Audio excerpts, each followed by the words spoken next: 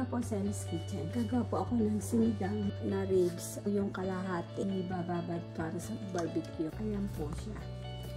Kukunin ko po yung iba. Ibababad ko po sa char siu sauce para pwede nyo pong i-oven. Pinalambot ko lang po sa water.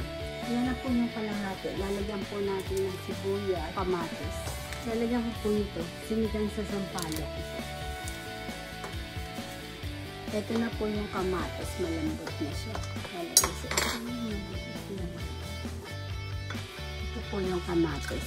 Dagdagan ko pa po siya ng 4 na malilinggot na kamatis. Ito po siya. Tapos hahaluan ko po siya ng frozen na gulay. Frozen.